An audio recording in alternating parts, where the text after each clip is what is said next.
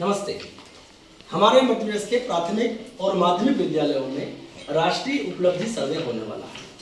उसकी तैयारी हमारे शिक्षकों ने प्रारंभ कर दी है।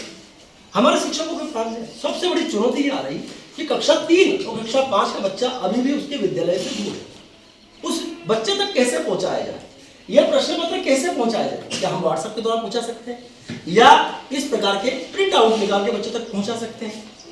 कैसे पहुंचाना, बच्चों की समझ कैसे करवाना? कक्षा 8 का बच्चा तो विद्यालय में आना होगा प्रारंभ। अब हम देखें इस प्रकार के प्रश्न पत्र हमारे सामने रहेगा। हमने पहले सप्ताह का प्रश्न पत्र हल कर लिया, अब हम दूसरे सप्ताह का प्रश्न पत्र हल कर रहे हैं। इस प्रकार के हम छोटे छोटे वीडियो बना के बच्चों तक पहुंचा सकते हैं। ऐसे बच्चों को समझाना कि आपको विद्यार्थी, आपका नाम लिखना है, आपकी शाला का नाम लिखना है, आपके विकास खंड का नाम लिखना है और आपके जिले का नाम लिखना है। अब उसके पास में कितने प्रश्न रहेंगे और कौन कौन से विषय के प्रश्न रहेंगे, उसको समझाना होगा हमको कि उसके सामने 30 प्रश्न आएंगे।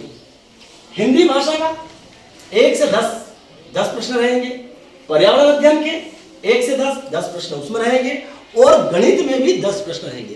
कुल मिला के उसके सामने 30 प्रश्न रहेंगे। और 30 प्रश्न में कैसे प्रश्न रहेंगे? सही विकल्प वाले। एक प्रश्न की 4 उत्तर और 4 उत्तर में से उसको सही उत्तर देना है।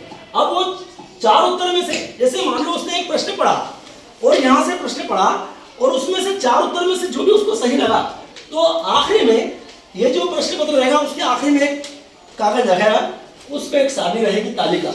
इस तालिका के अंदर उसको भरना होगा कि पहले प्रश्न का उत्तर कौन सा आया है, दूसरे प्रश्न का उत्तर कौन सा। ऐसे हिंदी की तालिका 10 प्रश्न रहेंगे, ऐसे पर्यावरण अध्ययन की तालिका 10 प्रश्न और गणित की। इस प्रकार से करना है। अब ये तो हो गया हमारा कक्षा 3 और कक्षा 5 की बात। अब हम कक्षा 8 में देखते हैं। कक्षा 8 में देखते हैं तो हमारे सामने यहाँ पे क्या होगा कि कक्षा 3 में हमने देखा तो कितने प्रश्न आए थे? 30 प्रश्न आए थे और 3 विषय थे, भाषा हिंदी, पर्यावरण अध्ययन और गणित। बाकी जब हम कक्षा 8 की बात करेंगे तो उसके सामने 4 सब्जेक्ट रहेंगे, 4 विषय रहेंगे। हिंदी रहेगा, गणित रहेगा, एक विज्ञान रहेगा, एक सामाजिक विज्ञान रहेगा।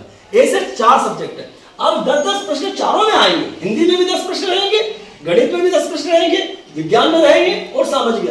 कुल मिला के 40 प्रश्न उसके सामने रहेंगे। हमने ये देखा कि कक्षा 3 और कक्षा 5 में 30 प्रश्न आए थे। कक्षा 8 में उसके सामने 40 प्रश्न आए, क्योंकि उसमें विज्ञान और सामाजिक विज्ञान ये 2 विषय अलग रहेंगे। हिंदी और गणित, विज्ञान, सामाजिक, कुल मिला के 1 से लगाकर 40 प्रश्न उसके सामने रहेंगे। और ऐसे प्रश्न पत्र हम यदि बच्चों को बार बार करवाएंगे तो बच्चों का आत्मविश्वास बढ़ेगा और जब उसका मेन जब उसकी परीक्षा होगी तो उसमें उसका कॉन्फिडेंस से मजबूत होकर वो परीक्षा को सही ढंग से हल करेगा और उसको सफलता प्राप्त होगी। धन्यवाद।